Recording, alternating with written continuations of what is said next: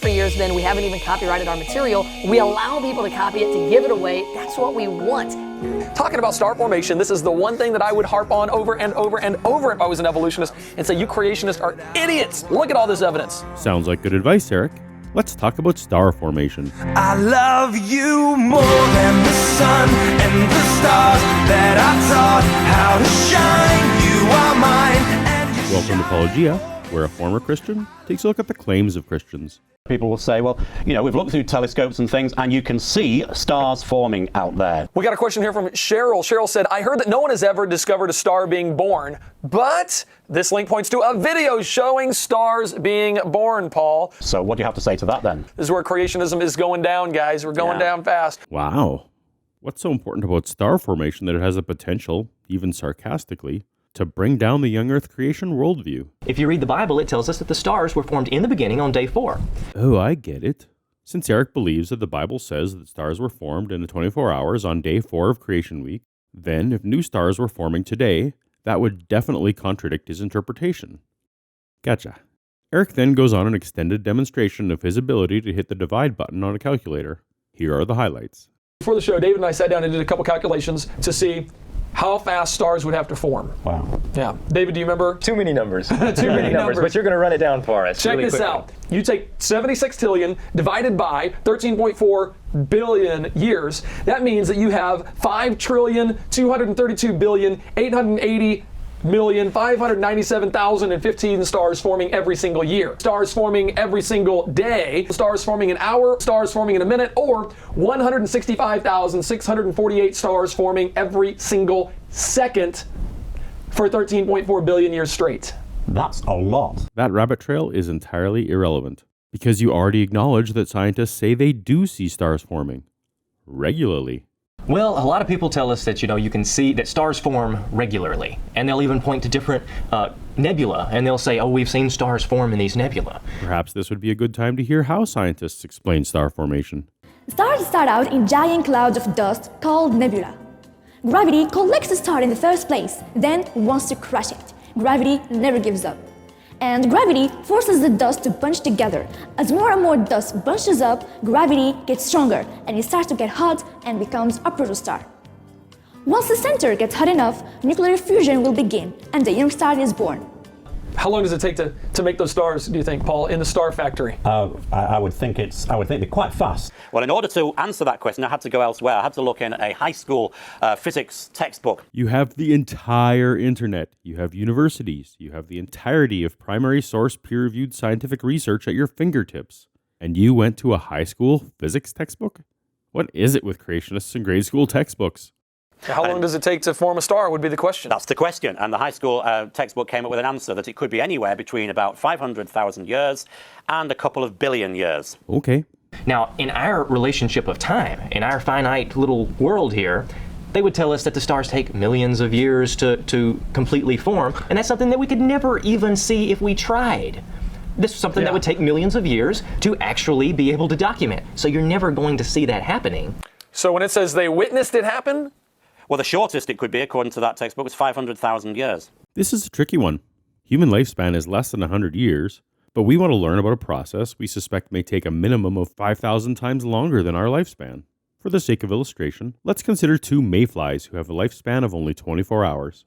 They've managed to do their reproduction activities in the morning, so with their remaining 12 hours to kill, they fly high and see human houses all around them. One mayfly says, I believe all these houses appeared all at once last Thursday. The other mayfly says, I suspect that the houses were all built at different times, and that there are, even now, new houses being built today and in the future.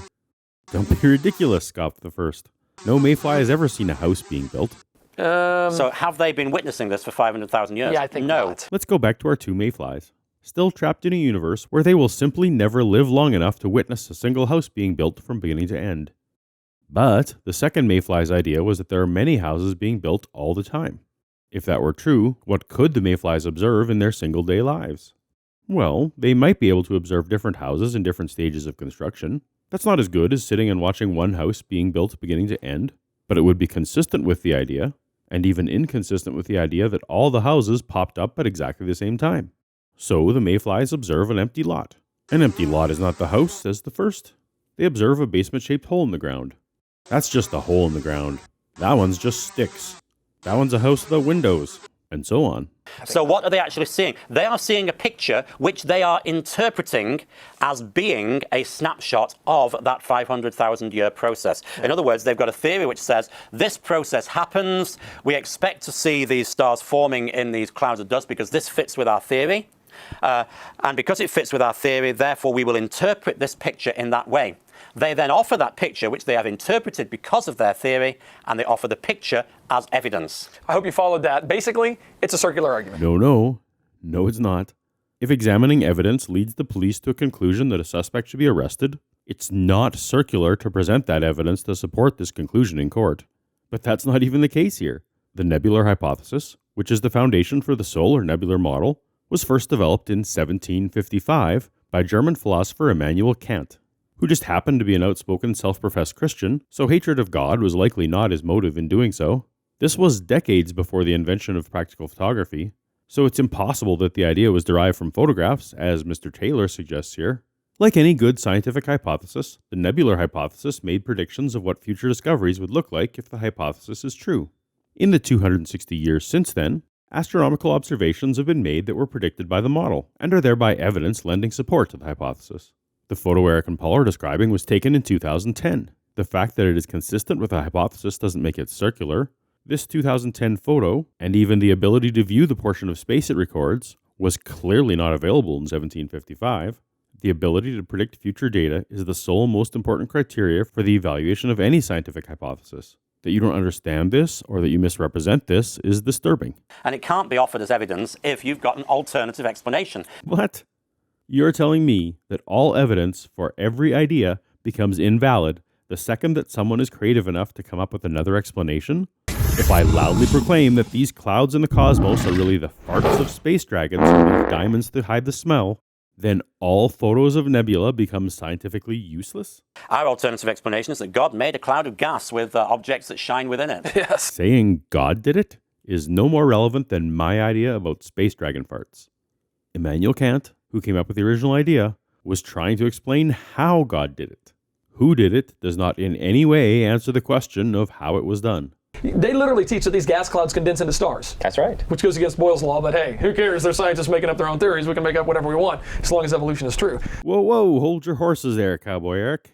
You can't just ride up, poison the well, and leave like nothing happened. If there's a law of physics that disproves star formation, why in the world are you wasting your time stomping your feet about photos?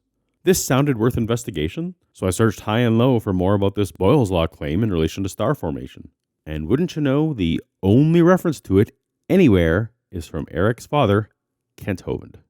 If dust tries to get together, as it increases in density, it increases the temperature, which increases the movement, and it drives it back away. It's called Boyle's gas laws. You cannot compress dust into solid matter without creating a real serious physical science problem of overcoming the gas laws. The pressure increases, the temperature increases, which drives them out again. It's not going to happen. It's safe to say Eric's source for this is listening to his dad. But still, what is Boyle's law? You remember the ideal gas law? It's a combination of three related laws that were discovered by a variety of scientists. Let's review real quick. Boyle's law was first published by Robert Boyle in 1660, but it was actually discovered by two of his contemporaries, Richard Townley and Henry Power. It says that the product of the pressure and the volume of a gas is always constant as long as the temperature remains the same. Boyle's law requires a closed system where the amount of gas is constant, like in my balloon. This is all pretty cool, but remember that it's called the ideal gas law for a reason. It only works perfectly when gases behave ideally, with the particles not taking up too much space and not being attracted to each other. Well, I already see problems here. This law applies only to isolated systems, which of course space is not. Boyle's law is part of what is known as the ideal gas law because it rarely applies in real-world conditions, only partially because it in no way takes into account mass or gravity. And gravity is the most important factor in star formation. RNA World 2012 made a video specifically about this claim. Unfortunately for creationists, interstellar gas clouds are not isolated systems. The heat generated by gravitational contraction is radiated away into space, because all objects above absolute zero emit thermal radiation. In fact, the heat is radiated away at the same rate that it is generated by gravitational contraction, so the temperature of the cloud doesn't even rise as it contracts. With no extra pressure coming from heat, the gravitational force remains much stronger than the gas pressure force, and the cloud essentially collapses at freefall speed. The combination of self-gravity and radiative cooling make the transformation of an interstellar gas cloud into a star inevitable. If you want to see the whole thing, check out the link in the description. But for now, we've already spent far more time on this than Eric did. Unless they could sit and observe this for 500,000 years, they cannot know that it is in the process of developing into a true star. In a way, this is correct. But in another way, the orbit of Pluto around the Sun is 248 years. Pluto was discovered in 1930.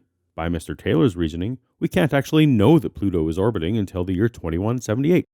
Or perhaps no one can ever know, because it is unlikely anyone born in 1930 will live to see their 248th birthday. The nebular model has been making accurate predictions, validated repeatedly by continuous astrological observations for hundreds of years. Today's episode was a little different because rather than a creationist claim, I was looking at a creationist denial. If you're going to a priori reject any learning that would take longer than a single lifetime to obtain, then you will be rejecting giant swaths of science and technology in every field. You're right. It comes down to a presupposition. What do we believe ahead of time before we even approach the evidence? Oh, right. Presupposition. No, I